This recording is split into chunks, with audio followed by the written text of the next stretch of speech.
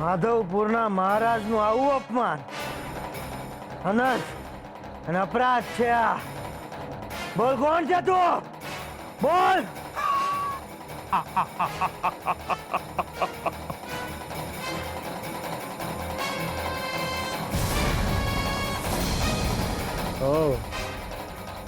તો તું છે માધવપુરનો મહારાજ.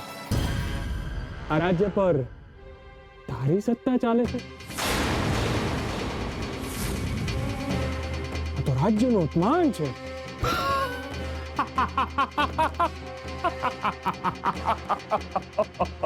ચૂપ કર.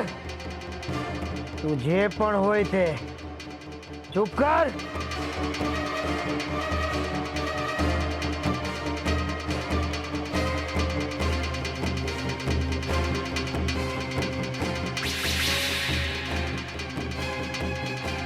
મારી સામે જે આંગળી ચીંધે છે ને એના પગ પણ એનો સાથ છોડી દે છે.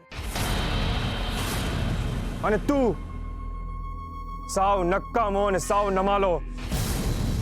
આવા લાયકાત વિનાના માણસના હાથમાં આ રાજ્યની સત્તા. આ તો અન્યાય છે. આ રાજ્ય સાથે પણ અને તેની પ્રજા સાથે પણ. રાજા તે કેવો હોવો જોઈએ, પ્રજાનો પાલક કેવો હોવો જોઈએ. અને તને જો તે એટલો નશો કર્યો છે કે તું બે શબ્દ પણ સરખી રીતે બોલી નથી શકતો અને તું તારી જાતને મહારાજ કે છે. આ સિંહાસન પર તો સિંહ બેસે, તારા જેવા નમાલા નહીં. આ સિંહાસન સત્તાનું કેન્દ્ર બિંદુ છે અને તેના સિંહાસનનું માન જાળવ્યું ના સત્તાનું. અરે મૂર્ખ, તને તો એ પણ નથી ખબર સત્તા જ સાચો ભગવાન છે. બાકી બધા તો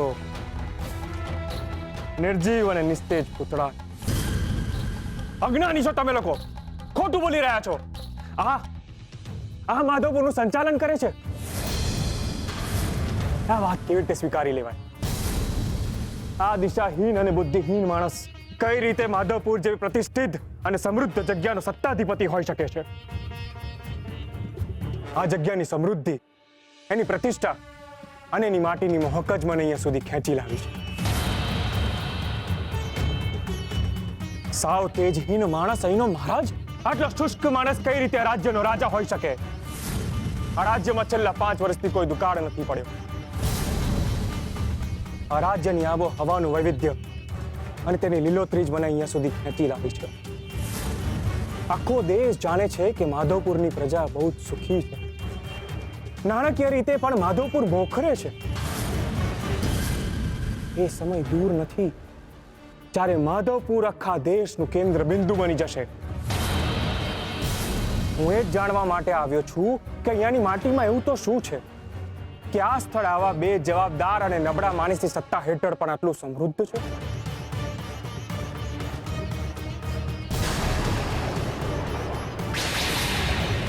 હું કોઈ કાળે નહીં માનું કે આ માણસ આ રાજ્યનો રાજા છે. સાચું બોલ કે અહીંયાનો સાચો રાજા કોણ છે? કોની દેખરેખ હેઠળ આ રાજ્ય ચાલે છે?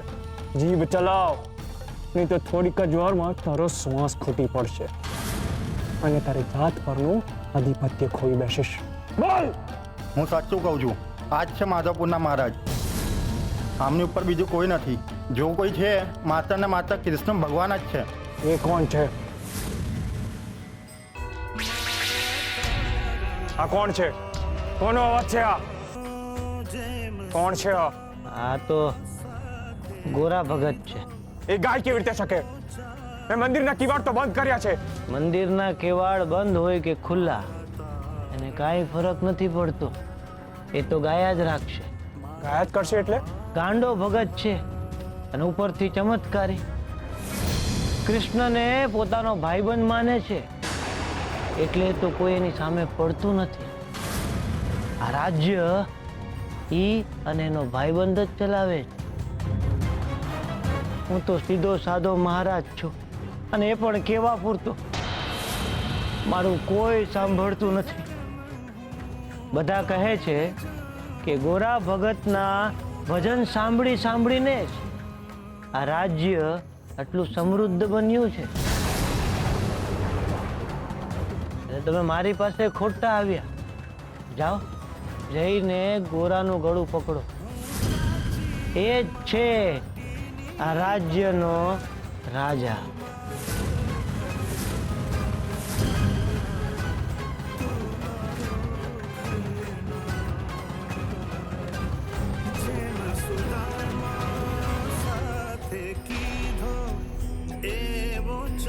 આનો અવાજ બંધ કરો, નહીં તો આનું ગળું કાપી નાખીશ.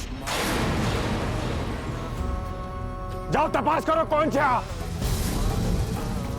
એનું નામ ગોરા ભગત છે. અત્યારે ને અત્યારે ગોરાને મારી સામે હાજર કરો. આ દરબારમાં એને લઈને આવો. જાઓ. હા, હું કર્યું તમે? એ તું શું કરે છે? હું તો ભજન ગાતા ગાતા માટલા ઘડતો હતો, પણ તમે કા ભાલો ફેંકો? બસ તારું ભજન બંધ કરવા જ આવ્યા છીએ. તું એ જ છે ને ગોરા ભગત? હા, હું જ છું ગોરા. પણ હું થયું? બોલો, શું કામ છે? કામ નહીં, તારું કામ તમામ કરવું છે. એટલે એ તમારા સવાલોના જવાબ આપવા નથી આવ્યા. ચાલ, રાજમહેલમાં સરકાર સાહેબે તને બોલાવ્યો છે. હા, કોણે? એ તો ત્યાં જઈને ખબર પડશે. અરે પણ હું કામ? એનો વાંક શું છે? સાહેબ સરકારના રાજમાં વાંક નહીં, એમની ઈચ્છા પ્રમાણે બધું થાય છે. એકવાર કહ્યું ચાલ તો આવવાનું. સાહેબ સરકારને ના પસંદ નથી. એ પણ તમે લોકો છો કોણ? તમને આ ગામમાં તમે પહેલી વખત જોયા. હવે હંમેશા જોઈશ. સાહેબ સરકાર જ્યાં જાય છે ત્યાં રાજ સ્થાપિત કરી દે છે. અરે પણ કોણ છે આ સાહેબ સરકાર? હા, હું જોઈને આવું છું કોણ છે. ને ચિંતા કરવાની જરૂર નથી. તું તારે માટલા ઘડવાનું કામ ચાલુ રાખ. હાલો ભાઈ, મળી આવીએ. હરે કૃષ્ણ, હરે કૃષ્ણ. હરે કૃષ્ણ.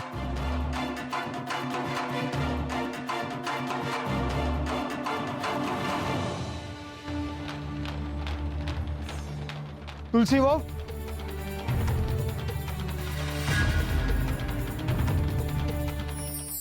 ત્યાગ. આ શબ્દ આધ્યાત્મ સાથે જોડાયેલો છે. ત્યાગ એટલે ફક્ત કંઈક છોડવું નહીં, પરંતુ કંઈક છોડ્યાનો અપાર આનંદ મેળવવો એટલે ત્યાગ. આસપાસના લોકોની ટેવ તમને પરેશાન કરવા લાગે છે. આવા સમયે મનને કંઈક જુદું જોઈએ છે. આવા સમયે મનુષ્યએ થોડા સમય માટે સ્થિતિ અને સ્થળને બદલીને બીજે સ્થળે ચાલ્યા જવું જોઈએ, જેથી મનને શાંતિ મળે. પરંતુ એ બીજું સ્થળ શાંતિનું ઉદ્ગમ સ્થાન હોવું જોઈએ. જે રીતે મંદિર, દેવાલય કે ધર્મસ્થળ. ત્યાગનો અર્થ કંઈક છોડવું પણ શાંતિને પામવી એવો થાય છે. કંઈ પણ છોડતા પહેલા મનુષ્યએ મનમાંથી દરેક અશુદ્ધ વિચારોનો ત્યાગ કરવો જોઈએ. અને જો એકવાર મનમાંથી અશુદ્ધ વિચારોનો ત્યાગ કરશો તો પછી બીજું કંઈ ત્યાગવાની જરૂર જ નથી.